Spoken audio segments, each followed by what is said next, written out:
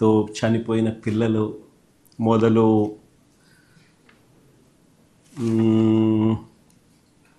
కొత్త మెడికల్ కాలేజీలను ప్రైవేటీకరణ మొదలు, ఉద్యోగుల సమస్యలు మొదలు, విశాఖపట్నం స్టీల్ ప్లాంట్ మొదలు, రెడ్ బుక్ రాజ్యాంగం మొదలు, రెడ్ బుక్ రాజ్యాంగంలో ఎలా ఇబ్బందులు పెడుతున్నారో దగ్గర నుంచి చివరికి టీటీడీలో జరుగుతూ ఉన్న పరిస్థితులు, లడ్డు వ్యవహారం అయితేనేమి, పరకామణి వ్యవహారం అయితేనేమి, ఇంకా చివరిగా చంద్రబాబు నాయుడు గారు ఏ రకంగా తన కేసులను తాను దగ్గరుండి ఏ రకంగా చంద్రబాబు నాయుడు గారు తానే దొంగ, తానే పోలీసు, తానే పబ్లిక్ ప్రాసిక్యూటరు,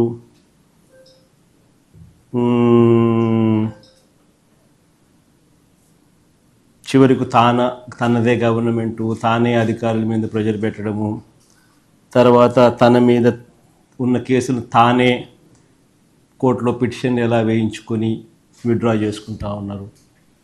ఇది బెయిల్ వయలేషన్స్ కాదా అన్న కాడికి అన్న వివరాలతో చివరిగా ఫైనల్గా కంక్లూజన్స్లోకి పోతాం. సో ఇవి by and large agenda items. సుదీర్ఘంగానే ఉంటుంది, బట్ ప్రతి అంశం కూడా రాష్ట్ర ప్రజలకు తెలియాల్సిన అవసరం ఉన్న అంశాలే. నాణ్యానికి ఇటువైపున వర్షను ప్రజలందరికీ కూడా తెలుసుకోవాల్సిన అంశాలు. సో మొట్టమొదటిగా రైతుల సమస్యల దగ్గర నుంచి మొదలు పెడదాం. నిజంగా ఈరోజు రాష్ట్రంలో వ్యవసాయం ఎలా ఉంది, రైతుల పరిస్థితి ఎలా ఉంది అన్నది నిజంగా చూస్తే రాష్ట్రంలో పాలన సేవ్ ఆంధ్రప్రదేశ్, సేవ్ ఆంధ్ర అన్న పరిస్థితి మాదిరిగానే ఆంధ్ర రాష్ట్రంలో పాలన సాగుతూ ఉంది. అందరూ కూడా దేశం మొత్తం కూడా హలో ఇండియాస్, మా రాష్ట్రం వైపు ఒకసారి చూడండి అని చెప్పి నిజంగానే ప్రతి ఒక్కరం అనాల్సిన పరిస్థితిలోనే ఈ రాష్ట్రంలో ఈరోజు పాలన సాగుతూ ఉంది. మరి ముఖ్యంగా అడుగులు ముందుకు వేస్తే వ్యవసాయం అన్నది 62% జనాభా దాని మీద ఆధారపడి ఉన్న సెక్టర్. ఈ వ్యవసాయం అన్నది ఏ రాష్ట్ర ప్రభుత్వమైనా కూడా రైతులను సంతోషంగా పెట్టి, వ్యవసాయం అన్నది ఒక పండుగగా చేస్తేనే, రైతు సంతోషంగా ఉంటేనే రాష్ట్రం సంతోషంగా ఉంటుంది. రైతు కూలీ సంతోషంగా లేకపోతే రాష్ట్రం ఎప్పుడూ కూడా ఎదగదు, వెనకడుగు వేయాల్సింది. మా హయాంలో పండుగగా ఉన్న వ్యవసాయం చంద్రబాబు నాయుడు గారి హయాంలోకి వచ్చేసరికి అది దండుగలా మార్చిన పరిస్థితి.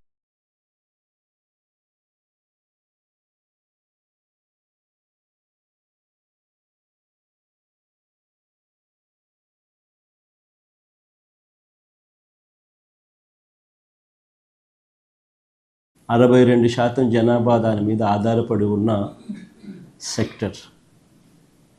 ఈ వ్యవసాయం అన్నది ఏ రాష్ట్ర ప్రభుత్వమైనా కూడా రైతులను సంతోషంగా పెట్టి, వ్యవసాయం అన్నది ఒక పండుగగా చేస్తేనే, రైతు సంతోషంగా ఉంటేనే రాష్ట్రం సంతోషంగా ఉంటుంది. రైతు కూలీ సంతోషంగా లేకపోతే రాష్ట్రం ఎప్పుడూ కూడా ఎదగదు, వెనకడుగు వేయాల్సింది. మా హయాంలో పండుగగా ఉన్న వ్యవసాయం చంద్రబాబు నాయుడు గారి హయాంలోకి వచ్చేసరికి అది దండుగలా మార్చిన పరిస్థితుల మధ్య ఈరోజు రాష్ట్రంలో వ్యవసాయం కొనసాగుతూ ఉంది. మొన్న ఈ మధ్యకాలంలోనే మనమంతా కూడా మోంతా తుఫాను ఇంకా మన మనసుల్లో నుంచి ఇంకా చెరిగిపోలేదు, మననే కనిపిస్తూ ఉంది. అసలు ఆ మోంతా తుఫాను వచ్చినప్పుడు మీ అందరికీ కూడా అవగాహన ఉండి ఉంటుంది. అసలు ఏ రకంగా దానికి బిల్డప్ ఇచ్చారని అంటే, ఇక్కడ నుంచి చంద్రబాబు నాయుడు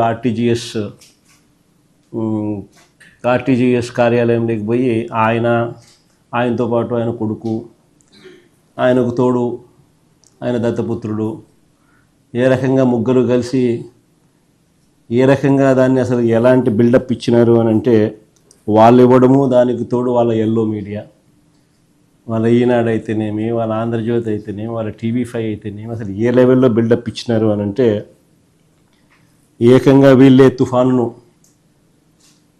పీకబట్టి డైవర్ట్ చేసినట్టుగా,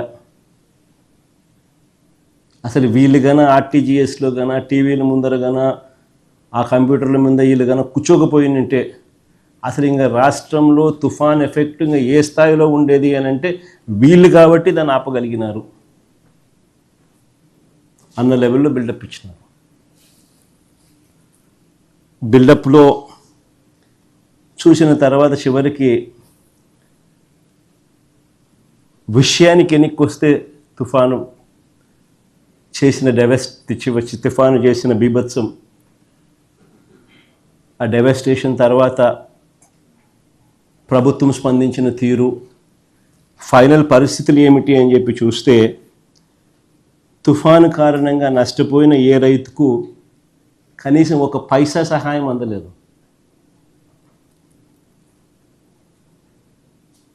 ఆశ్చర్యం ఏమిటి అని అంటే, దాదాపుగా 15 లక్షల ఎకరాలను తగ్గించేసి 4-5 లక్షలు కుదించేసినారు. పోనీ కుదించిన దానికన్నా కానీ కనీసం నష్టపరిహారం ఇచ్చారా అని అంటే అది లేదు, ఓ పైసా ఇలా. సరే, ఈ మోంతా తుఫాను గురించి పక్కన పెట్టండి. చంద్రబాబు నాయుడు గారి ఈ 19 నెలల పరిపాలనలో రాష్ట్రంలో దాదాపుగా 17 సార్లు ప్రకృతి వైపరీత్యాల కారణంగా, అంటే అది కరువు కావచ్చు, తుఫాన్లు కావచ్చు, 17 సార్లు ఈ 19 నెలల కాలంలో చంద్రబాబు నాయుడు గారి పరిపాలనలో ఈ 19 నెలల కాలంలో 17 సార్లు ఇన్పుట్ సబ్సిడీని వారంట్ చేసింది. ప్రకృతి వైపరీత్యాల వల్ల రైతులు కరువు వల్ల అయితేనేమి, తుఫాన్లు అయితేనేమి, కరువులు అయితేనేమి, అకాల వర్షాలు అయితేనేమి, రైతుల జీవితాలు చిన్నాభిన్నమై ఏకంగా 17 సార్లు గవర్నమెంట్ నుంచి ఇన్పుట్ సబ్సిడీ అన్నది రైతులకు రావాల్సిన పరిస్థితి. దాదాపుగా 1100 కోట్ల రూపాయలు ఇన్పుట్ సబ్సిడీ బకాయిలు.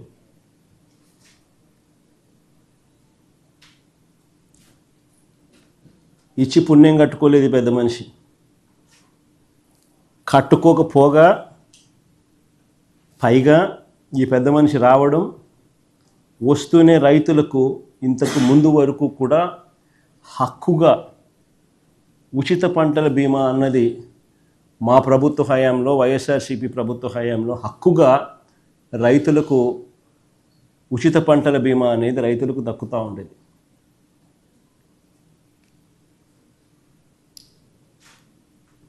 అలాంటిది మా హయాంలో అయితే దాదాపుగా 7,400 కోట్లు, 7,800 కోట్లు ఇచ్చినాం రైతులకు.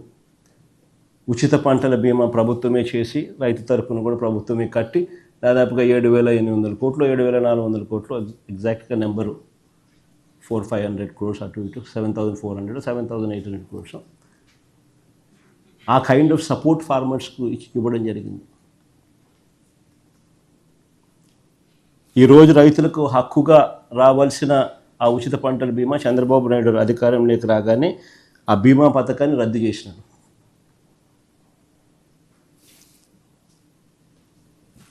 రైతుల పరిస్థితి ఈరోజు ఒకవైపున ఇన్పుట్ సబ్సిడీ రాదు, మరోవైపున రైతులకు హక్కుగా రావాల్సిన ఇన్సూరెన్సు సొమ్ము చంద్రబాబు నాయుడు పుణ్యాన రాకుండా పోయింది. రాష్ట్రంలో దాదాపుగా 84 లక్షల మంది రైతులు దాదాపుగా వ్యవసాయంలో ఉంటే 84 లక్షల దానికి కేవలం 19 లక్షల మంది రైతులు మాత్రమే ఇన్సూరెన్స్ చేసుకున్న పరిస్థితి.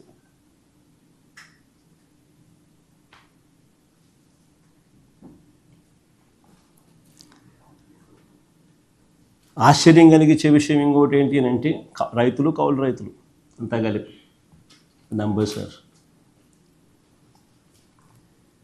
మామూలుగా ఖరీఫ్ టైంలో 87 lakh acres to 84 lakh acres మామూలుగా కల్టివేషన్ జరుగుతుంది. ఈరోజు 19 లక్షల ఎకరాలకు మాత్రమే ఇన్సూరెన్స్ కనిపిస్తూ ఉంది.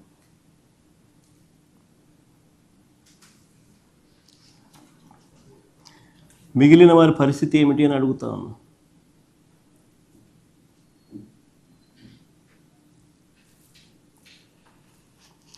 రోజు చంద్రబాబు నాయుడు గారి దగ్గర నుంచి స్పీచ్లు వింటూ ఉంటాం మనమంతా కూడా. ఆ స్పీచ్ల్లో ఏ పొద్దు కూడా ఊకదంపుడు ఉపన్యాసాలు ఇస్తూ ఉంటాడు చంద్రబాబు నాయుడు. కానీ చంద్రబాబు నాయుడు పెండింగ్లో ఉన్న ఇన్పుట్ సబ్సిడీ బకాయిలు ఎప్పుడు ఇస్తాడని మాత్రం చెప్పడు. తాను ఇన్సూరెన్స్ రద్దు చేయడం వల్ల, తాను ఇన్సూరెన్స్ కట్టకపోవడం వల్ల నష్టపోయిన ఆ రైతులకు ఎప్పుడు ఆ ఇన్సూరెన్స్ నష్టాన్ని పూడుస్తాడో అని మాత్రం చెప్పడు. ఆయన ఊకుదంపుడు ఉపన్యాసాలన్నీ కూడా వింటూ ఉంటే చివరకు అన్నిటికన్నా ఇంకా బాధాకరమైన విషయం ఏంటంటే పెట్టుబడి సహాయం అంటే క్యాపిటల్ సపోర్ట్ కింద పిఎం కిసాన్ కాక అన్నదాత సుఖీభవ అని పేరు పెట్టి ప్రతి సంవత్సరం 20,000 ఇస్తానన్నాడు. ఆయన అధికారంలోకి వచ్చి 2 ఏళ్ళు 40,000 రూపాయలు ఇవ్వాలి, సంవత్సరానికి 20,000 అంటే కేవలం 10,000 ఇచ్చి 30,000 ఎగరగొట్టాడు.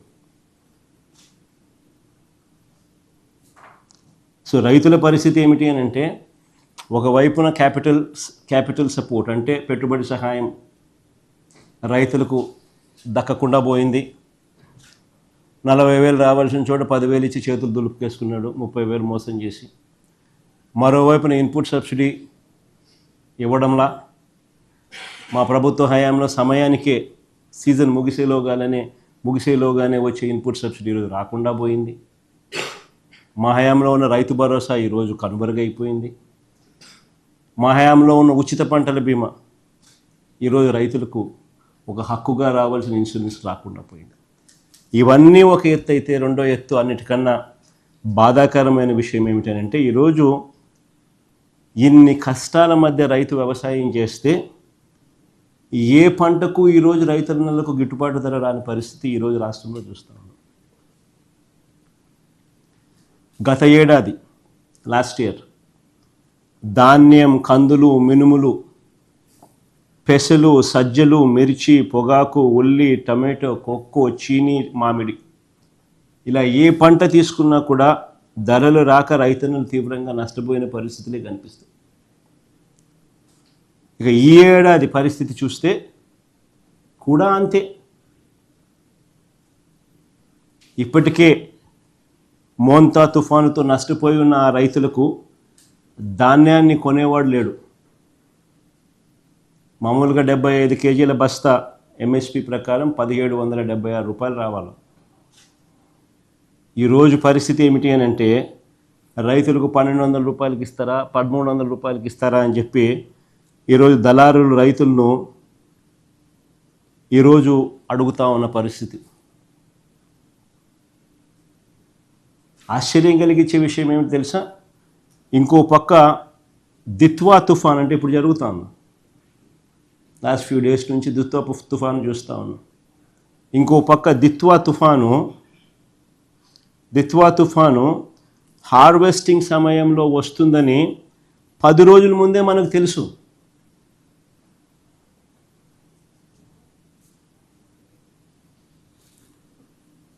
కోసిన పంట కళాల మీదే ఉందని తెలుసు.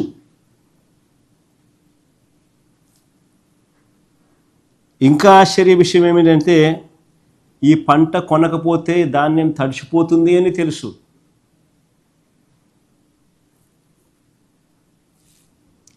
రైతులు ఇప్పుడే దెబ్బతిని ఉన్నారు, ఈ ధాన్యం మనం కొనుగోలు చేయకపోతే రైతులు ఇంకా నష్టపోతారు అని కూడా తెలుసు. కానీ చంద్రబాబు గారు మాత్రం చోద్యం చూస్తూనే ఉన్నారే తప్ప రైతులను ఆదుకునే కార్యక్రమం ఎక్కడా జరగలేదు. ఒకసారి ఆలోచన చేయమని అడుగుతాను, మీ ద్వారా రాష్ట్ర ప్రజలందరినీ కూడా ఆలోచన చేయమని అడుగుతాను. మా హయాంలో ఇలాంటి పరిస్థితులే కన్నా వచ్చి ఉన్నప్పుడు మా ప్రభుత్వ హయాంలో ఎలా స్పందన ఉండేది అని ఒక్కసారి గుర్తు తెచ్చుకోమని అడుగుతాను రాష్ట్ర ప్రజలు. వార్ ఫుటింగ్ బేసిస్ మీద మొత్తం యంత్రాంగం అంతా పనిచేసి ఉండేది. వెంటనే గన్నీ బ్యాగ్స్,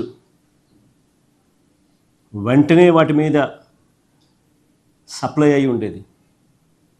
లాజిస్టిక్స్ కోసం లారీలు వెంటనే రంగంలోకి దిగి ఉండేటివి. ఆర్బీకేలు వెంటనే యాక్టివేట్ అయి ఉండేటివి.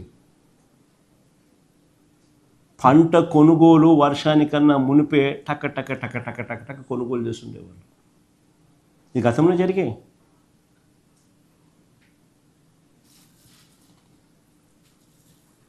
ఈరోజు ఎంత దారుణమైన పరిస్థితి ఉంది అంటే రైతులు ఎలా పోయినా కూడా కనీసం పట్టించుకునే నాతులు లేని పరిస్థితిలో ఉంది. వరి రైతులే కాదు, ఈరోజు అరటి చూసినా అదే పరిస్థితి, మొక్కజొన్న చూసినా అదే పరిస్థితి, పత్తి చూసినా అదే పరిస్థితి, కొబ్బరి చూసినా అదే పరిస్థితి, వేరుశెనగ చూసినా కూడా అదే పరిస్థితి. ఏ పంటకు రేట్లు లేవు. చివరికి ఏ స్థాయిలో ఉంది అని అంటే కేజీ అరటి ₹10 అంట.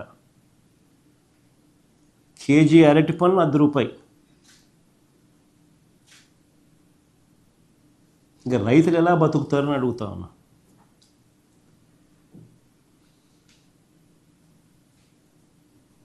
ఇంతటి ఘోరంగా పాలన సాగుతూ ఉంది.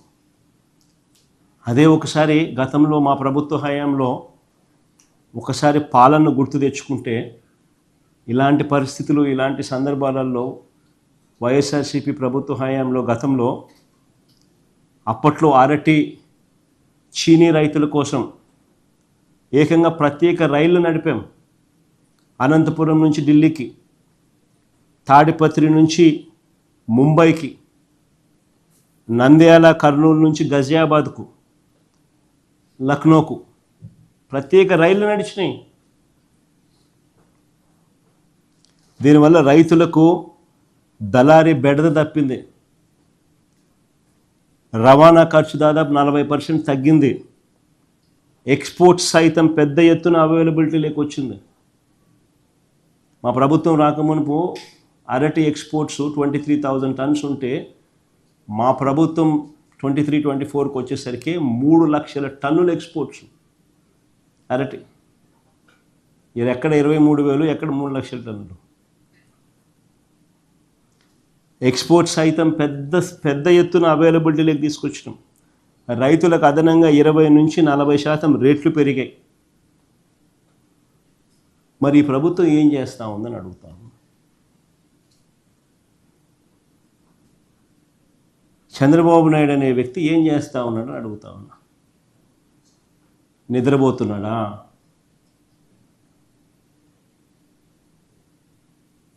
చంద్రబాబు నాయుడు గారిని గట్టిగా అడుగుతా ఉన్నా, నిన్ను ముఖ్యమంత్రిగా చేసింది ఎందుకు అని. గాడిదలు గాయడానికా నిన్న ముఖ్యమంత్రిగా చేసింది అని అడుగుతా ఉన్నా. కాదు కదా, గాడిదలు కాయడానికి కాదు కదా, పట్టించుకోవాలి కదా రైతులను.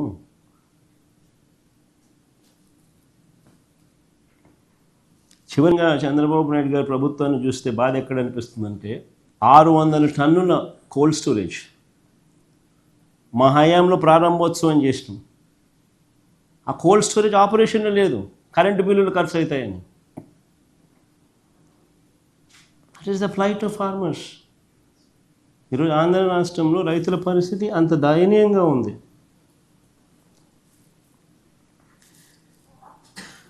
ఒకవైపున రైతుల పరిస్థితి ఇంత దయనీయంగా ఉంది. రైతులకు ఇచ్చిన హామీలు మోసంగా తేలుతూ ఉన్నాయి. ఇంతకుముందు లాస్ట్ ప్రెస్ కాన్ఫరెన్స్లో ప్రెస్ మీట్లో నేను చంద్రబాబు నాయుడు రైతుల కోసం ఏం అన్న మాటలు ప్లే చేసి చూపించిన, నాశనం చేసి ప్లే చేసి చూపించిన, మీ అందరి సమక్షంలోనే జరిగింది. పిఎం కిసాన్ కాక అన్నదాత సుఖీ బాబా 20,000 ఇస్తానన్న మాటలు ప్లే చేసి చూపించిన ఇక్కడ ఇదే టీవీలోనే. మళ్ళా ప్లే చేస్తే రిపీట్ అవుతుంది కాబట్టి ఐఎమ్ స్పేరింగ్ దట్ గెస్చర్. రైతులకు ఇచ్చిన ప్రతి మాట మోసంగానే తయారైపోయింది. రైతుల బ్రతుకులు అగమ్య గోచరంగా తయారయ్యాయి. రైతుల హక్కుగా ఉండాల్సిన ఇన్సూరెన్స్, ఉచిత పంటల బీమా పథకాన్ని రద్దు చేసినారు. ఇన్పుట్ సబ్సిడీ సమయానికే సీజన్ ముగిసేలోగా ఇచ్చే ఇన్పుట్ సబ్సిడీ దొరకకుండా పోయింది. ఆర్బీకేలు నిర్వీర్యం అయిపోయినాయి. ఈ క్రాప్ వ్యవస్థ తెరమరుగైపోయింది. తూతూ మంత్రంగా ఈ క్రాప్ అంటే ఈ క్రాప్ చేశామన్నట్టుగా తయారయ్యాయే తప్ప అసలు ఒక పంట పొలంలో రైతును నిలబెట్టించి ఆ రైతు వేసిన ఆ పంట మధ్యలో ఆ రైతు నిల్చుని ఫోటో తీసి జియో ట్యాగ్ చేసి ఇది ఈ రైతు, ఇన్ని ఎకరాలు ఈయన రైతు వేసినాడు, ఈ ఎకరాల్లో ఈ పంట ఈయన వేశాడు అనే దాన్ని ఆర్బీకేకు అనుసంధానం చేసి దట్ ఈస్ కాల్డ్ ఈ క్రాప్. ఆ తర్వాత ఆ ఆర్బీకే పరిధిలో ఆ రైతుకు ఎక్కడ నష్టం జరిగినా కూడా, గిట్టుబాటు ధర రాని పరిస్థితి ఎక్కడ ఉన్నా కూడా ఆర్బీకేలో ఒక పోస్టర్ ఉండేది, ప్రతి పంటకు ఇది గిట్టుబాటు ధరలని, ఈ పంటకి ఇది గిట్టుబాటు. ఎక్కడైనా అటువంటి గిట్టుబాటు ధర రాని పరిస్థితి ఎక్కడైనా ఉంటే వెంటనే ఆర్బీకే యాక్టివేట్ అయ్యేది. ఆ ఆర్బీకే పరిధిలో వెంటనే డిస్ట్రెస్ కాల్ జాయింట్ కలెక్టర్కి వెళ్ళేది. Joint collector was also assigned as joint managing director Markfed. వెంటనే జాయింట్ కలెక్టర్ ఇంటర్వ్యూన్ అయ్యేవాడు. ఆ ఆర్బీకే పరిధిలో ఆ పంటను కొనుగోలు చేసేవాడు, మార్కెట్లో కాంపిటీషన్ క్రియేట్ చేసేవాడు. దాదాపుగా 7,457 కోట్లు ఖర్చు చేసినాం మేము మార్కెట్ ఇంటర్వెన్షన్ ఫండ్. గిట్టుబాటు ధరలు రాని పరిస్థితి ఏ రైతుకు కూడా రాకూడదు అని చెప్పి పడ్డ పాలన ఆ రోజుల్లో. ఒక పక్క ఏమో అన్ని రైతుల జీవితాలు చిన్నాభిన్నమై కనిపిస్తూ ఉన్నాయి, ఇచ్చిన హామీలన్నీ మోసంగా కనిపిస్తూ ఉన్నాయి, రైతుల పరిస్థితి దయనీయంగా మారింది. మరోవైపున టాపిక్ రైతన్నా మీకోసం అంటూ ప్రచారం చేసుకుంటాడు. పేపర్లో అసలు ఈనాడు పేపర్లో చూస్తే పేపర్ కటింగ్ చూడండి ఒకసారి. రైతన్నా మీకోసం అంట. ఏమంటాడు? కార్యక్రమాన్ని రాష్ట్ర వ్యాప్తంగా విజయవంతం చేసిన రైతులందరికీ ధన్యవాదాలు అంట. అసలు రైతుల దగ్గరికి పోయే పరిస్థితి లేదు వీళ్ళకు. పోతే రైతులు తిడతారు, కొడతారు, ఎవడు పోయింది లేదు. విజయవంతం అంట. కార్యక్రమాన్ని రాష్ట్ర వ్యాప్తంగా విజయవంతం చేసిన రైతులందరికీ ధన్యవాదాలంట. ఆశ్చర్యమైన అడ్వర్టైజ్మెంట్లు, బుల్డోజింగ్, గోబెల్స్ ప్రచారాలు.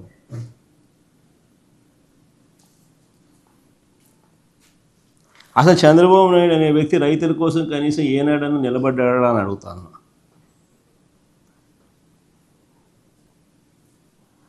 పైపెచ్చు ఈ ఒక్క మోసమే కాదు, ఈ ఒక్క అబద్ధమే కాదు, పైపెచ్చు ఈ మధ్యకాలంలో ఇంకొక అబద్ధం కూడా నిస్సిగ్గుగా ఆడుతూ ఉన్నాడు. సూపర్ 6లు సూపర్ 7లు ఇచ్చేసాము, సూపర్ 6 సూపర్ 7 ఇచ్చేసామని అంటున్నాడు. అది అడ్వర్టైజ్మెంట్ ఫస్ట్ అయ్యిందమ్మా. సూపర్ 6 సూపర్ 7 అడ్వర్టైజ్మెంట్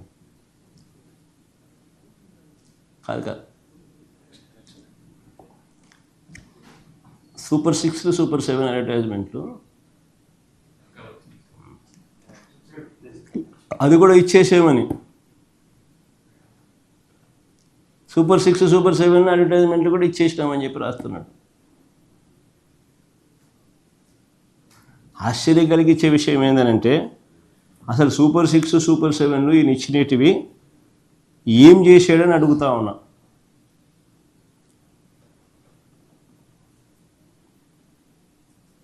ఇది అప్పట్లో ఇచ్చిన అడ్వర్టైజ్మెంట్ మా ఇది.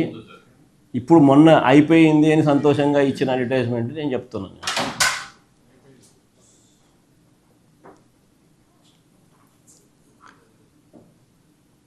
ఆశ్చర్య కలిగించే విషయం ఇది సూపర్ 6 అడ్వర్టైజ్, ఇది సూపర్ 6 సూపర్ 7 ఆయన చెప్పినవి. ఇందులో ఒకసారి గమనిస్తే సూపర్ 6 సూపర్ హిట్ ఇది ఇచ్చిన అడ్వర్టైజ్మెంట్ ఈ మధ్యకాలం. సూపర్ 6 సూపర్ 7 చేసేసినాము, విజయవంతంగా బ్రహ్మాండంగా చేసేసినాము అని చెప్పి ఏకంగా చెప్పేస్తున్నాడు ఆయన. నిన్న పబ్లిక్ మీటింగ్లో కూడా నిన్న మీటింగ్లో కూడా ఆయన ఏదో సమ్ ఎక్కడ చెప్పినాడు, నిన్న గోపాలపురంలో కూడా సూపర్ 6 సూపర్ 7 విజయవంతంగా చేసేసినాము అని కూడా చెప్పేస్తున్నాడు. టీవీ పేపర్లలో వాళ్ళకి సంబంధించిన పాంఫ్లెట్ పేపర్లలో, వాళ్ళ టీవీ ఛానళ్ళలో, ఎల్లో మీడియా టీవీ ఛానళ్ళలో అడ్వర్టైజ్మెంట్ కూడా ఇచ్చేస్తున్నారు, సూపర్ 6 సూపర్ 7 సూపర్ హిట్ అని. నిజంగా గోబెల్స్ అంటే దీనికి గోబెల్స్ అసలు ఎక్కడో పోవాలి, అసలు వీళ్ళ దగ్గర నుంచి గోబెల్స్ నేర్చుకోవాలి. గోబెల్స్ అనే వ్యక్తి హిట్లర్ టైంలో కమ్యూనికేషన్ మినిస్టర్.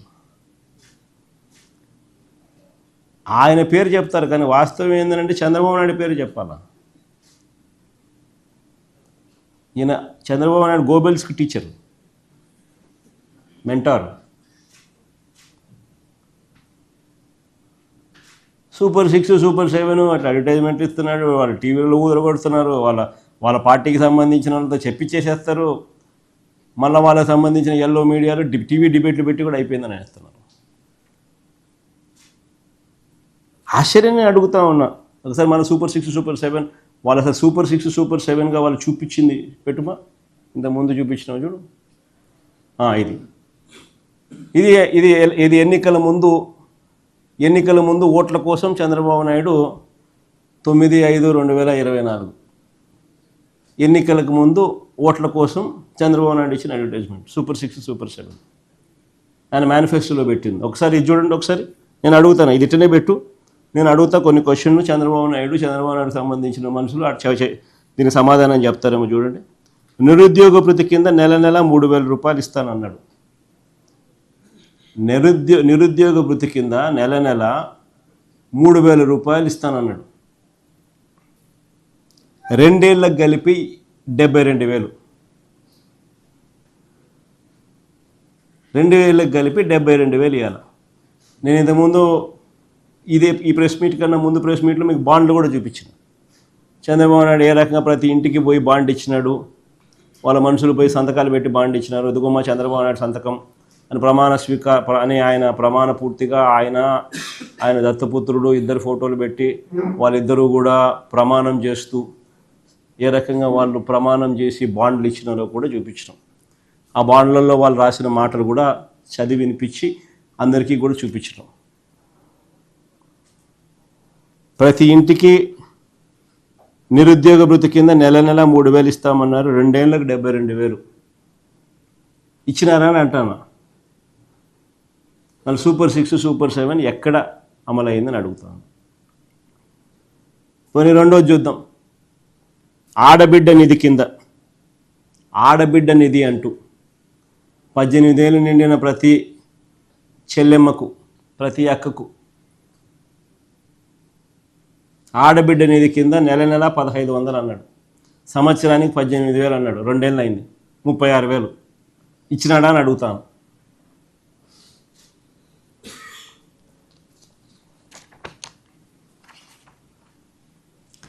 పోనీ 50 ఏళ్ళకి పెన్షన్ అన్నాడు. అది కింద చూడండి, బీసీ ఎస్సీ ఎస్టీ ముస్లిం మైనారిటీలకు 50 ఏళ్ళకి పెన్షన్. అలా సూపర్ 6 సూపర్ 7 హామీలు. నెలకు 4,000 చొప్పున, ఏడాదికి 48,000, 2 ఏళ్ళకి కలిపి 96,000. మళ్ళీ ఇచ్చినాడా అంటున్నా. మళ్ళీ ఎవరికి ఇచ్చినాడా అని అంటాం.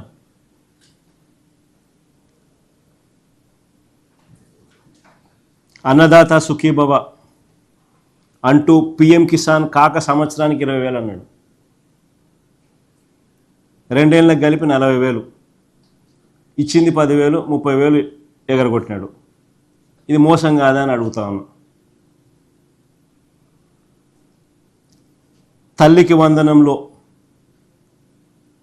అమ్మఒడిని పేరు మార్చినాడు, తల్లికి వందనం అన్నాడు. తల్లికి వందనం కోతకు తల్లికి వందనంలో ప్రతి పిల్లాడికి ఇస్తానన్నాడు. అందరికీ 15,000 అన్నాడు. తీరా చూస్తే మొదటి సంవత్సరం ఎగరగొట్టినాడు. రెండో సంవత్సరానికి వచ్చేసరికి 15,000 కాస్త రెండో సంవత్సరానికి వచ్చేసరికి ఏకంగా 20 లక్షల మంది పిల్లలకు తగ్గించేసినారు. తగ్గడమే కాకుండా 15,000 కాస్త తీరా వచ్చేసరికి 8,000, 9,000, 10,000, కొందరికి మాత్రమే 13,000. అంటే 2 ఏళ్ళకి కలిపి ప్రతి పిల్లాడికి ఇవ్వాల్సింది 30,000. ఇచ్చింది ఎంత అంటే కొందరికి 8,000, కొందరికి 9,000, కొందరికి ఎగరగొట్టడం, కొందరికి 10,000, కొందరికి 13,000. ఇది జరిగింది. ఇది మోసం కాదని అడుగుతాను.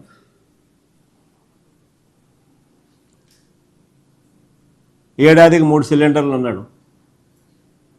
2 ఏళ్ళకి కలిపి 6 సిలిండర్లు. ఇచ్చింది ఎంత అంటే 2 సిలిండర్లు. అది కూడా అందరికీ ఇవ్వాలి.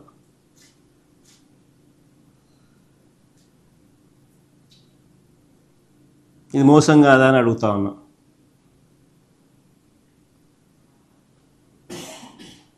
ఉచిత బస్సు ప్రయాణం అంటాడు. ఎక్కడికైనా పోవచ్చు, ఏ బస్సు అయినా ఎక్కొచ్చు అన్నాడు ఎన్నికలప్పుడు. తీరా ఇప్పుడు చూస్తే కొన్ని బస్సులకే, అది కొంతమందికే అని ఇప్పుడు కొత్త కొత్త రూల్స్తో పెడతా ఉన్నాడు. మోసం కాదని అడుగుతా ఉన్నాను. మరి ఇన్ని 420 చేష్టలు చేస్తూ ఉన్నాడు.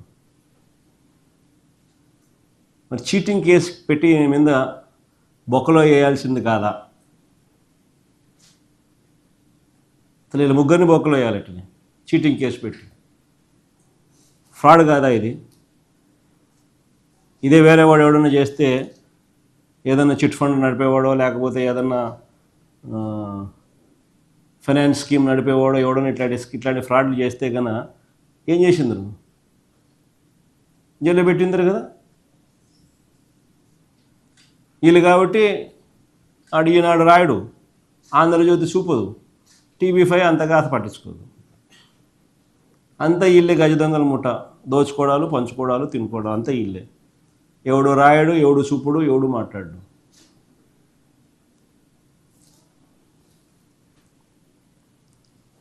మరోవైపు పరిస్థితి చూస్తే విద్యార్థుల పరిస్థితులు నిజంగా అగమ్యగోచరంగా ఉంది. ఫీజు రీయింబర్స్మెంట్ పథకం పూర్తిగా అటకెక్కిచ్చేసినారు. విద్యార్థులు ఈరోజు నిజంగా తల్లడిల్లుతూ ఉన్నారు. GER రేషియోస్ డ్రాప్ అయినాయి. లాస్ట్ ప్రెస్ మీట్లో చూపించినా కూడా GER రేషియోస్ డ్రాప్ అవుట్స్ పెరుగుతూ ఉన్నాయి.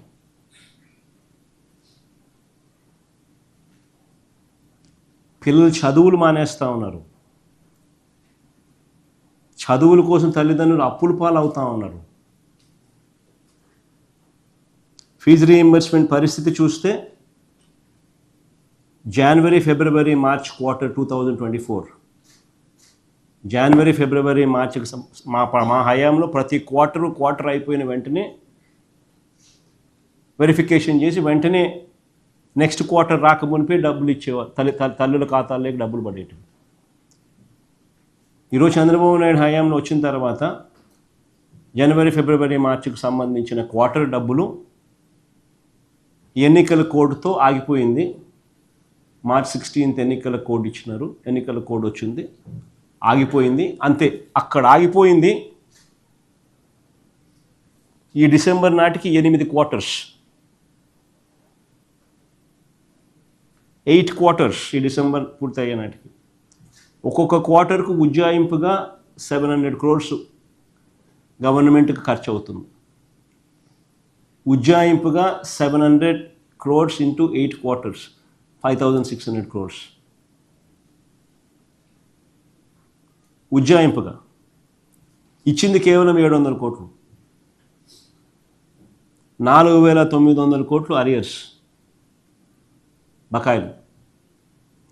వసతి దీవెన ప్రతి ఏప్రిల్లో మా ప్రభుత్వంలో, ప్రతి సంవత్సరం ఏప్రిల్లో మా ప్రభుత్వంలో 1100 కోట్లు వసతి దీవెన కింద ఇచ్చేవాళ్ళం. అంటే పిల్లలకు బోర్డింగ్ అండ్ లాడ్జింగ్ ఖర్చుల కోసం, పిల్లలు ఇబ్బందులు పడకుండా ఉండడం కోసం, ఇంజనీరింగ్ డిగ్రీ చదివే పిల్లలకు సంవత్సరానికి 20,000 రూపాయలు అదర్ దెన్ ఫీజు రీయింబర్స్మెంట్ ఇచ్చేవాళ్ళం. పాలిటెక్నిక్ చదివే పిల్లలకు అదర్ దెన్ ఫీజు రీయింబర్స్మెంట్ 15,000 ఇచ్చేవాళ్ళం. ఐటీఐ చదివే పిల్లలకు సంవత్సరానికి అదర్ దెన్ ఫీజు రీయింబర్స్మెంట్ 10,000 ఇచ్చేవాళ్ళం వసతి దీవెన కింద. సంవత్సరానికి ప్రతి ఏప్రిల్ సంవత్సరంలో 1100 కోట్లు ఇచ్చేవాళ్ళం.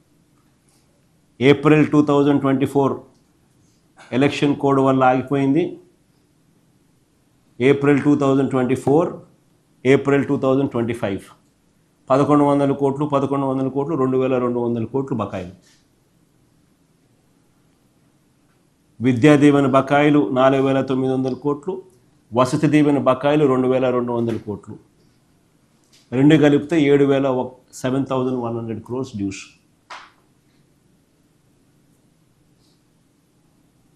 ఈరోజు పిల్లల పరిస్థితి ఏమిటి? చదువులు మానేస్తూ ఉన్నారు. మనం పిల్లలకి ఇవ్వగలిగిన ఏకైక ఆస్తి ఏంటంటే చదువు. వాళ్ళ కాళ్ళ మీద వాళ్ళు నిలబడగలిగి వాళ్ళ జీవితాలను వాళ్ళు మార్చుకోగలిగిన ఆస్తి చదువు. అలాంటి వెపన్ను వాళ్ళ చేతుల్లో పెట్టడానికి చంద్రబాబు నాయుడు ముందుకు రావడం, చంద్రబాబు నాయుడు దగ్గరుండి చిన్నపిల్లల జీవితాలను చిన్నాభిన్నం చేస్తూ ఉన్నాడు. ఇంకా ఒక అడుగు ముందుకేద్దాం. ప్రభుత్వ స్కూళ్ళు ఈరోజు ఏ రకంగా ఉన్నాయని చూస్తే, ఈరోజు మీరు గమనించండి, ప్రభుత్వ స్కూల్లోకి పోయేటప్పుడు ప్రతి ఒక్కరూ ఈ మధ్యకాలంలో చిన్నపిల్లలందరూ క్యారియర్లు పెట్టుకుని పోతున్నారు. క్యారియర్లు ఎక్కువైపోయినాయి. ఆల్మోస్ట్ ప్రతి పిల్లాడు క్యారియర్ పెట్టుకుని పోతున్నాడు. ఎందుకు అని ఒక మాట అడగండి. తిండి అస్సలు బాగలేదన్నా, తినలేకపోతా ఉన్నామన్న మాట వస్తూ ఉంది. గోరుముద్ద అన్నది గాలికి ఎగిరిపోయింది. నాడు నేడు అన్నది ఆగిపోయింది. స్కూళ్ళల్లో 3వ తరగతి నుంచే ఇంగ్లీష్ మీడియం, 3వ తరగతి నుంచే టోఫుల్ క్లాసులు నిలిచిపోయినాయి. ఐబీ కథ దేవుడు ఎరుగు, ఇంగ్లీష్ మీడియమే ఎగిరిపోయింది. 8వ తరగతి పిల్లలకు ట్యాబులు ఇచ్చేది పూర్తిగా ఆగిపోయింది.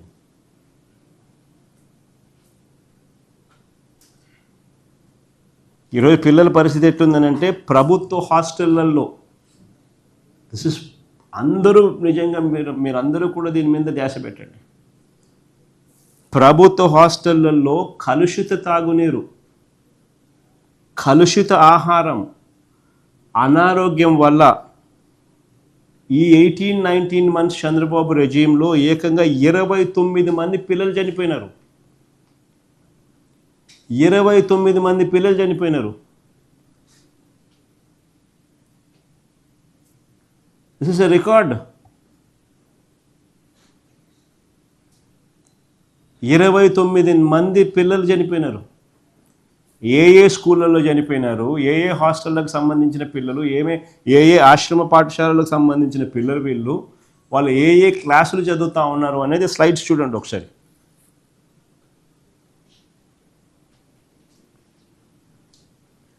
అనారోగ్యంతో మృతి చెందిన పిల్లలు పార్వతీపురం జిల్లా పువ్వల అంజలి 12 సంవత్సరాలు, కురుపాం గిరిజన ఆశ్రమ పాఠశాలలో జాండీస్తో మృతి.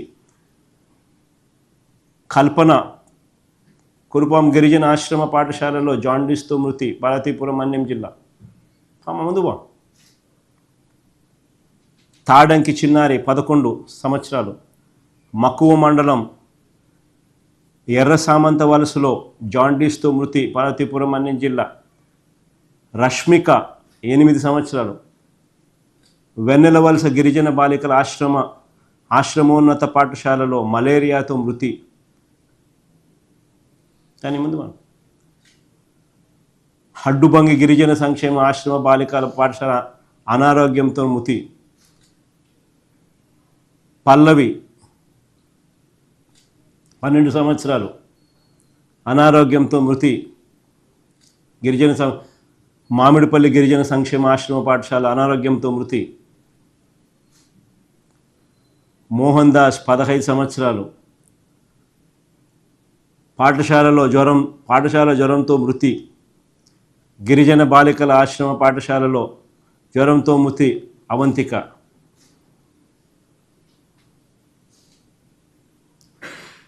నితిన్, జీవన్ కుమార్, శ్యామల్ రావు, ఈ లిస్టు మీ అందరికీ కూడా ఇస్తున్నా. పబ్లిష్ కూడా చేయండి ఈ లిస్టు. ఇదొక రికార్డు. 29 మంది పిల్లలు చంద్రబాబు నాయుడు అధికారంలోకి వచ్చిన ఈ 18-19 నెలల్లో చనిపోయిన పిల్లలు.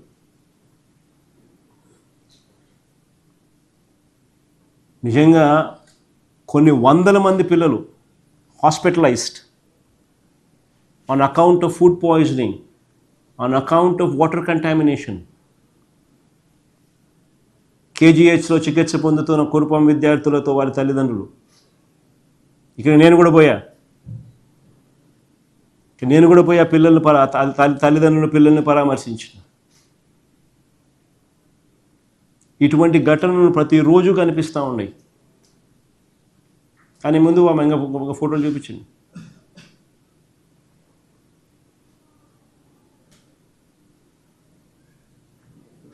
ఈ పరిస్థితులు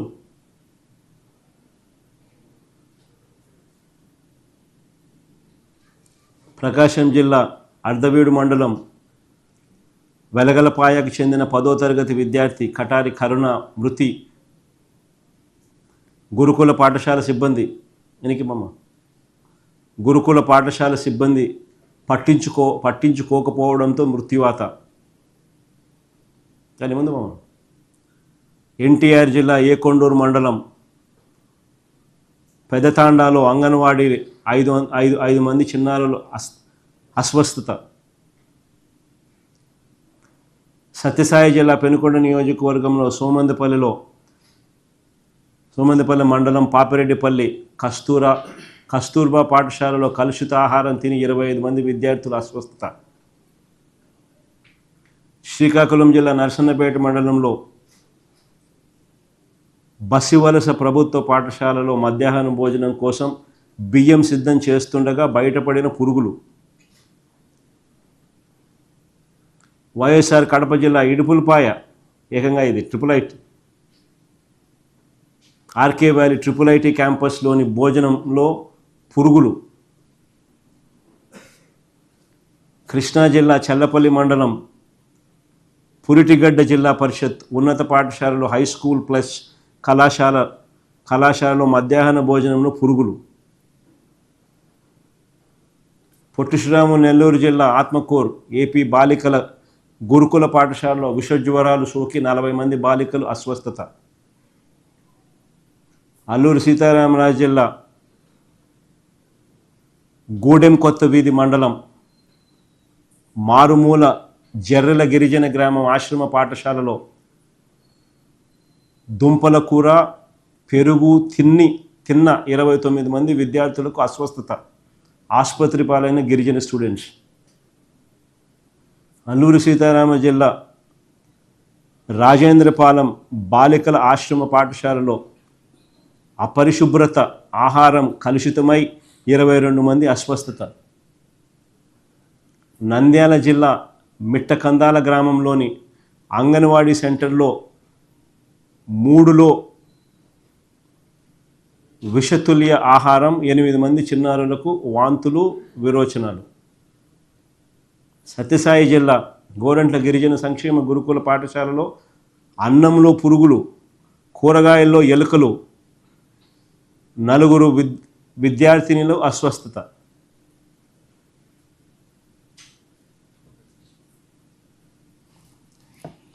this is the plight of affairs. ఈరోజు రాష్ట్రంలో పరిస్థితి ఏమిటి అన్నదానికి పిల్లల పరిస్థితి, చదువుల పరిస్థితి ఎలా ఉంది అని చెప్పడానికి these are the examples, these are hard facts.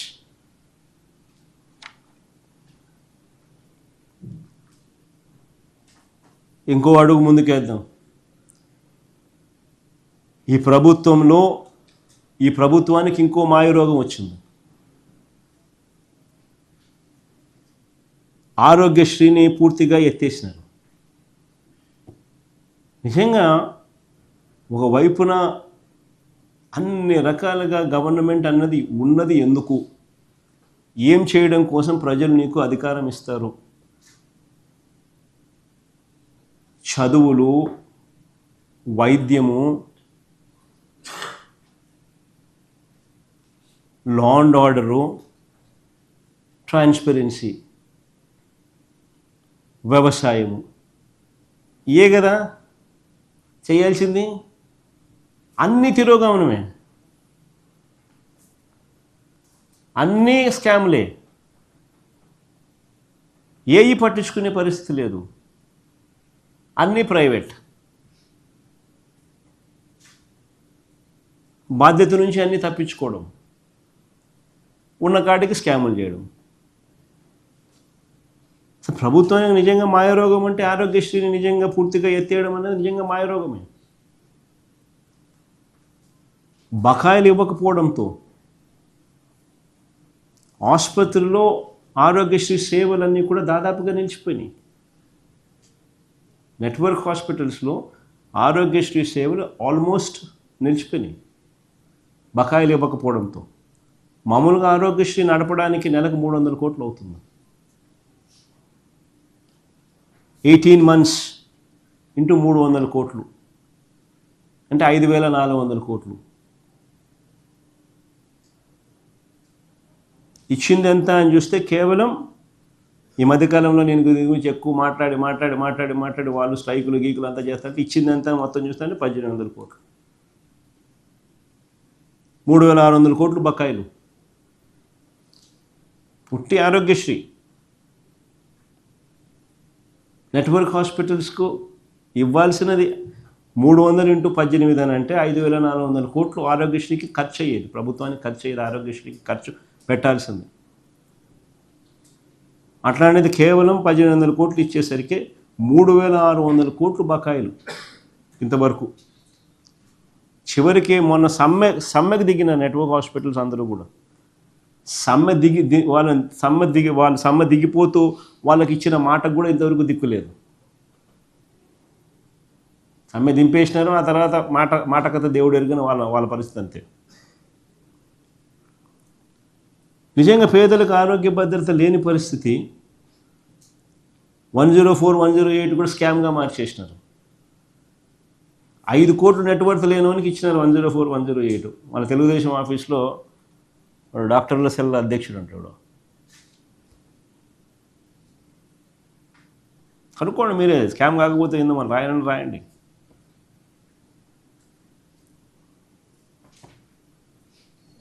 This is the plight. ఓ పక్క ఇంత దారుణంగా ఆరోగ్య వ్యవస్థ ఉంటే మరోవైపు సంజీవిని అంటాడు.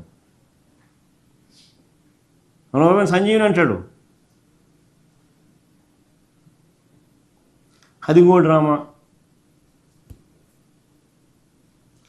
ఇలా ఓవైపున ఆరోగ్యశ్రీని కూనీ చేస్తూ, మరోవైపు ప్రభుత్వ ఆసుపత్రులను పూర్తిగా హతం చేస్తూ, ఇంకోవైపు గవర్నమెంట్ మెడికల్ కాలేజీల ప్రైవేటీకరణ ఒక స్కామ్గా మారుస్తూ ఈ ప్రభుత్వ పాలన సాగుతూ ఉంది. ఆశ్చర్యం కలిగించే విషయాలు ఏమిటో తెలుసా?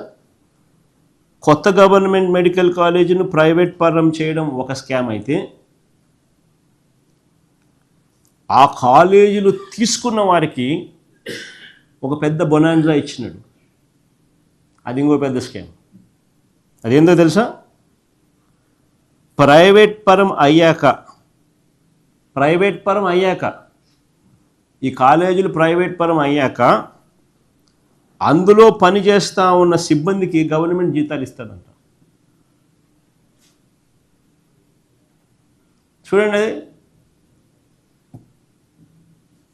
transfer of human resources of existing hospitals and cost thereof. The government of Andhra Pradesh will provide only salary for the medical and non-medical staff transferred with the existing hospital for 2 years from the effective date.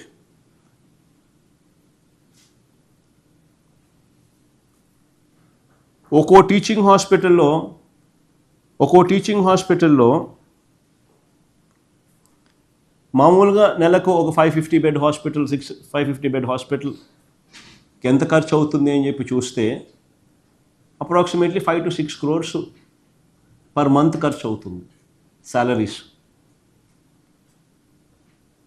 అంటే సంవత్సరానికి 60-70 కోట్లు, 2 ఏళ్లకు 140 కోట్లు, 120 నుంచి 140 కోట్లు 2 ఏళ్లకు ఈయన ఇస్తున్నాడు. అంటే ఆశ్చర్యం ఏంటంటే ఇది గవర్నమెంట్ భూమి, గవర్నమెంట్ బిల్డింగులు, గవర్నమెంట్ స్టాఫ్, గవర్నమెంట్ జీతాలు, కానీ ఓనర్స్ ఏమో ప్రైవేట్ వాళ్ళు.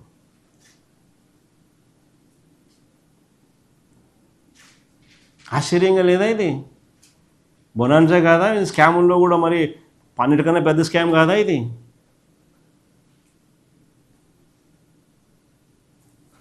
గవర్నమెంట్ భూమి, గవర్నమెంట్ బిల్డింగులు, గవర్నమెంట్ స్టాఫ్, గవర్నమెంట్ జీతాలు, కానీ ఓనర్లు ఏమో ప్రైవేట్ వాళ్ళు.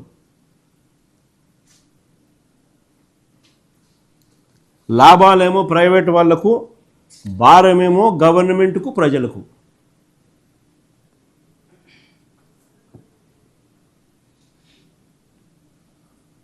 This is GO number 847. అది కూడా చూడండి, ఒక పక్క ప్రజా ఉద్యమం జరుగుతోంది. 2 December 2025 సిగ్గు లేకుండా ప్రజా ఉద్యమానికి ఖాతరే లేకుండా స్కాముల పర్వం ముందుకు పోతూ ఉంది. ఒక పక్క 1 కోటి సంతకాలు చేస్తూ ఉన్నారు దీన్ని వ్యతిరేకిస్తూ, మరో వైపున ఖాతరే లేకుండా చంద్రబాబు నాయుడు చేస్తూ ఉన్న స్కాముల పర్వం, స్కాముల్లో ఇంకా ఒక అడుగు ముందుకు వేసి ఇంకా పెద్ద స్కాములు చేస్తూ ఉన్నాడు. కొత్త గవర్నమెంట్ కాలేజీల ప్రైవేటీకరణపై ప్రజలు తీవ్రంగా వ్యతిరేకత చూపిస్తూ ఉన్నా కూడా ఈ నిర్ణయాన్ని వెనక్కి తీసుకోకపోవడంతో ప్రజలందరూ కూడా రోడ్ల మీద ఎక్కుతున్నారు. 175 నియోజకవర్గాల్లో మా పార్టీ ఇప్పటికే భారీ ర్యాలీలు ప్రజల తరపున ప్రజలతో కలిసి ప్రజల గొంతుకను ఇప్పటికే వినిపించడం జరిగింది. 1 కోటి మందికి పైగా సంతకాలు పెడుతూ ఈ ఉద్యమానికి పెద్ద ఎత్తున ప్రజలు సంఘీభావం తెలుపుతూ ఉన్నారు. ఇప్పుడే నిన్ననే గవర్నర్ గారి దగ్గర నుంచి కూడా డేట్స్ కన్ఫర్మ్ అయినాయి. కాబట్టి ఈ నెల 10వ తారీఖున ప్రజలు చేసిన ఈ సంతకాల పత్రాలు ప్రజలకు, మీడియాకు, అందరికీ కూడా ఆయా అసెంబ్లీ సెగ్మెంట్లలో డిస్ప్లే చేసి ప్రజలకు, మీడియాకు చూపించి ఈ నెల 10వ తారీఖున నియోజకవర్గ కేంద్రాల నుంచి జిల్లాలకు పంపడం జరుగుతుంది. 10వ తారీఖున 13వ తారీఖున జిల్లా కేంద్రాలలో ర్యాలీ చేసి ఆ ప్రజలు చేసిన ఆ సంతకాలు, ఆ 1 కోటి సంతకాలకు పైగా ఆ పత్రాలను పార్టీ సెంట్రల్ ఆఫీస్కు జిల్లాల నుంచి బయలుదేరుతాయి. అన్ని జిల్లాల నుంచి వచ్చిన ఈ 1 కోటి సంతకాలకు పైగా ఈ పత్రాలను తీసుకుని రాష్ట్ర గవర్నర్ గారికి ఈ నెల 16న సమర్పిస్తాం.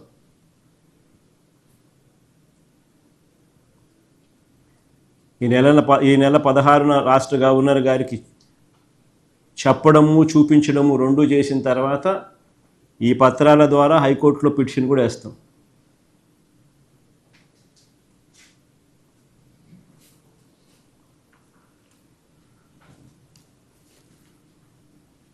నెక్స్ట్ టాపిక్ లేకపోదు, ఉద్యోగుల సమస్యలు. నిజంగా ఉద్యోగుల సమస్యలు ఎలా ఉన్నాయి అన్నదానికి ఈ డిసెంబర్ చివరి నాటికి, ఈ డిసెంబర్ అయిపోతే ఈ జనవరి వస్తే 5 డిఏలు ఇవ్వాల్సి ఉండగా 1 మాత్రమే ఇచ్చారు.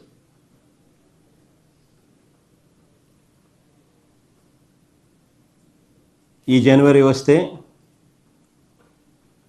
5 డిఏలు పెండింగ్, 5 డిఏలు ఇవ్వాల్సి ఉండగా కేవలం 1 డిఏ మాత్రమే ఇచ్చినట్టు అవుతుంది. అది కూడా వాయిదాల్లో ఇస్తామంటున్నారు. ఆశ్చర్యం ఏమిటో తెలుసా, చరిత్రలో ఎప్పుడూ కూడా చూసి ఉంటాం మనం, డిఏ అరియర్స్ అన్నది రిటైర్మెంట్ పూర్తయిన తర్వాత అరియర్స్ ఇస్తామని చెప్పిన ప్రభుత్వం బహుశా చరిత్రలో ఎప్పుడు చూసుంటాం, ఒక చంద్రబాబు ప్రభుత్వం తప్ప. దానికి తగ్గట్టుగా జియో చూడండి, జియో నెంబర్ 60 ఇచ్చినారు. జియో నెంబర్ 60లో చూడండి ఏమని రాసినాడో, క్లాస్ 11 క్లాస్ 12 ఒకసారి చదవండి. జియో నెంబర్ 60, డిఏ అంటే dearness allowance sanctioned in the above paras shall be paid in cash with salary of October 2025 payable in November 2025. The arrears on account of payment of DA for the period of 1/1/2024 to 30/9/2025 shall be payable to the employees at the time of their exit from the government services. ఇది ఎప్పుడు జరగల. ఇంకా ఫర్దర్గా చూడండి, in the event of death of an employee before the issue of these orders the legal heir shall be entitle to the arrears of dearness allowance. ఇది చరిత్రలో ఇందరికి ఏ ముఖ్యమంత్రి కూడా, బహుశా ఏ ప్రభుత్వం కూడా ఎప్పుడు కూడా ఇట్లాంటి డ్రకోనియన్ జియో ఎప్పుడు తీసుకొచ్చిండు. వెంటనే దీని మీద గొడవ మొదలయ్యేసరికి దీన్ని ఉపసంహరించుకోవాల్సి వచ్చి, ఉపసంహరించుకొని తర్వాత వాయిదాల్లో ఇస్తామన్నారు. ఉపసంహరించుకొని తర్వాత వాయిదాల్లో ఇస్తామన్నారు. నిజంగా ఆశ్చర్యం ఇది. ఎన్నికల్లో హామీ ఇచ్చినట్టుగా మెరుగైన పిఆర్సీ ఇంతవరకు లేదు. ఎన్నికలప్పుడు వీళ్ళు ఏమన్నారు? మెరుగైన పిఆర్సీ అన్నారా? అసలు first of all PRC chairman అంతవరకు ఉన్నోని తీసేసినారు, కొత్తోని ఇంతవరకు వేయలా. పిఆర్సీ చైర్మన్ కొత్తగా వేస్తే వెంటనే రిపోర్ట్ ఇస్తే వెంటనే రిపోర్ట్ ఇవ్వాలి, రిపోర్ట్ ఇస్తే వెంటనే ఇంప్లిమెంట్ చేయాలి, ఇంప్లిమెంట్ చేస్తే వెంటనే జీతాలు, ఎంప్లాయీస్కి జీతాలు పెరుగుతాయి, సో జీతాలు పెరగకూడదు అని చెప్పి పిఆర్సీ చైర్మన్ కూడా వేయాలి, నామినేట్ కూడా చేయాల. మెరుగైన పిఆర్సీ అన్నాడు, మెరుగైన పిఆర్సీ కదా దేవుడు ఎరుగు, కనీసం పిఆర్సీ చైర్మన్ ఇంతవరకు అపాయింట్ కాల. మెరుగైన పిఆర్సీ ఒక బూటకం, వాగ్దానం చేసినట్టుగా వెంటనే అయ్యారన్నాడు, అయ్యారు లేదు. మేము వచ్చిన వెంటనే 27% అయ్యారు ఇచ్చినాం, వెంటనే అధికారం నీకు రాగానే జీతాలు పెరిగినాయి. అయ్యారు లేదు, పిఆర్సీ లేదు, ఓపీఎస్ లేదు. అంతకన్నా ఇంకా ఆశ్చర్యం ఏంటంటే ఉద్యోగులు త్రిశంక స్వర్గంలో పెడుతూ మా ప్రభుత్వం ఇచ్చిన జీపీఎస్ గ్యారంటీడ్ పెన్షన్ స్కీమ్ కూడా చెల్లుబాటు కాకుండా చేశారు. కనీసం ఆ గ్యారంటీడ్ పెన్షన్ స్కీమ్ అన్నా ఇప్పుడు దేశం అంతా కాపీ కొడతాం, అదన్నా కనీసం ఇంప్లిమెంట్ అయ్యిందంటే కొద్ది గొప్ప దాని బెనిఫిట్స్ అన్న ఎంప్లాయీస్కి వచ్చిందరు, రిటైర్ అయిన వాళ్ళకు.